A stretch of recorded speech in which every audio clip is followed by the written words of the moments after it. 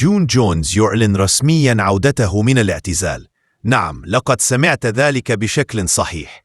بعد أسبوع واحد فقط من إعلانه اعتزال القتال، فاجأ جونز الجماهير من جديد بإعلانه دخوله مجدداً في برنامج فحص المنشطات، وهو ما يعد تأكيداً شبه رسمياً على عودته للمنافسة من جديد. في البداية قد يبدو هذا التقلب غريباً، لكن عند النظر إلى الأحداث الأخيرة تصبح الأمور أكثر وضوحاً.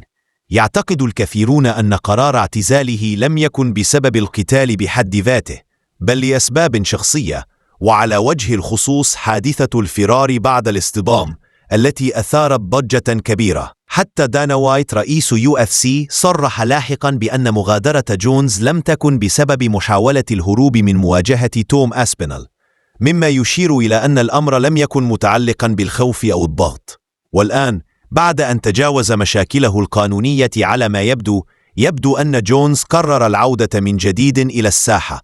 لكن يبقى السؤال: من سيكون خصمه القادم؟ هذا لا يزال مجهولا، لكن لا تستبعد أن يكون أسبينال هو الهدف. جونز شخص يتبع قانونه الخاص، وربما فقط ربما فكرة دخول القفص وانتزاع الحزام من أسبينال تعني له أكثر من مجرد الدفاع عن لقبه.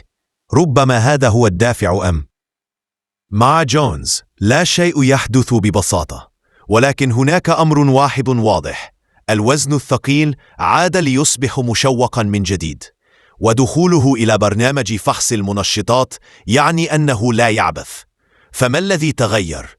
لا يبدو منطقيا أن يكون سبب عودته هو مجرد تعليقات الناس على الإنترنت، خصوصا وأن لديه قاعدة جماهيرية كبيرة.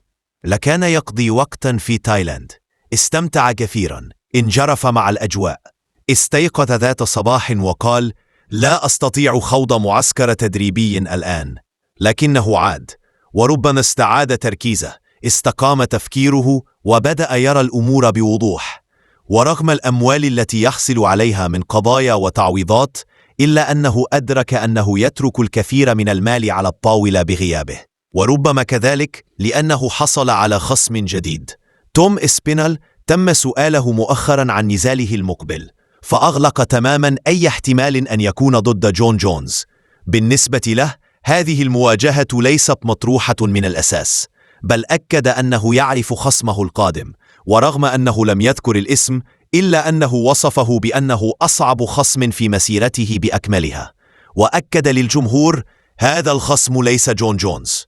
وبالنسبة لأول دفاع له عن اللقب، فإن سيريل جان يبدو الخيار الأكثر، ورغم أن البعض يرى أن فولكوف يستحق فرصة اللقب، فإن أسبينال سبق وانهزمه بشكل ساحق، ولا توجد إثارة كبيرة لإعادة ذلك النزال. غان مقاتل خطير وماهر، ويمكنه أن يشكل تهديدا حقيقيا لأسبينال، لكن من غير المؤكد إن كان أسبينال يعتبره بالفعل أصعب اختبار في حياته القتالية. هنا بدأ بعض المشجعين في التكهن: هل يمكن أن يكون أليكس بيريرا هو الخصم الغامض؟ هذا يبدو مستبعدا الآن، نظرا لتصريح بيريرا بأنه ينوي مواجهة أنكلايف في الخريف. إذا ليس جونز ولا بيريرا ولا فولكوف، فمن بقي؟ الأرجح هو سيريل غان. رغم ذلك ما زال شيلسونن يصر على أنه يمتلك معلومات من داخل معسكر بيريرا تؤكد أن نزاله القادم سيكون في الوزن الثقيل. يبدو أن دراما الوزن الثقيل لم تنتهي بعد، بل بدأت تشتعل من جديد، وهذا ما قاله أسبينال عن خصمه القادم وجون جونز: إذا كنت أنظر إلى خصمي المقبل وأعتقد أنني سأتغلب عليه بسهولة، فلن أكون في أفضل حالاتي. أنا لا أفكر بهذه الطريقة أبدا، سواء كنت المصنف الأول عالميا أو حتى رقم 100. بالنسبة لي خصمي المقبل هو أخطر شخص سأواجهه في حياتي. يجب أن أكون جاهزا بدنيا وعقلا. دانيال كورميه قدم مؤخرا تحليلا مثيرا لنزال محتمل بين كامارو عثمان وإسلام مخشيف. إذا تمكن إسلام من تجاوز جاك ديلا مادالينا والفوز بلقب وزن 170، فإن هذا النزال قد يتحول إلى مواجهة ضربات لا مصارعة، وهذا يحدث كثيرا عندما يتواجه مصارعان على مستوى عال، وكلا المقاتلين طور مهاراته في الوقوف. مما قد يجعل النزال شبيها بلعبة شطرنج، ولكن بنكهة الضربات القاضية.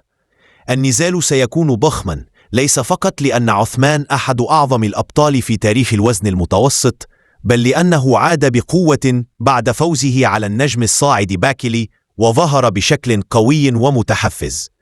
وإذا استطاع إسلام أن يتجاوز جاك ديلا وهو خصم شرس جدا ويحصل على حزام وزنين، فإن نزالا مع عثمان قد يكون أحد أعظم المواجهات في تاريخ UFC. الأسلوب، التاريخ، والرغبة في المجد، كل شيء سيكون حاضرا.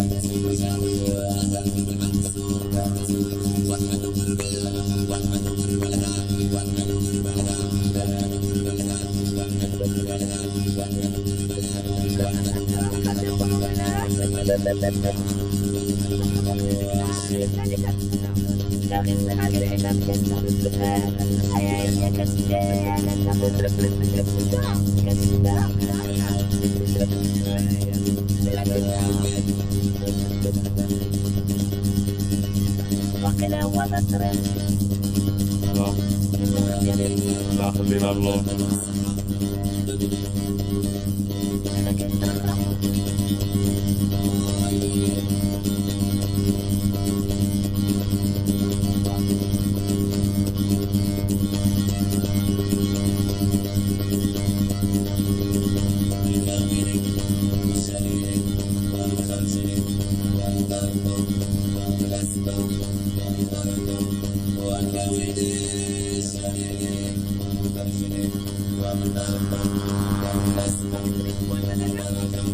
That's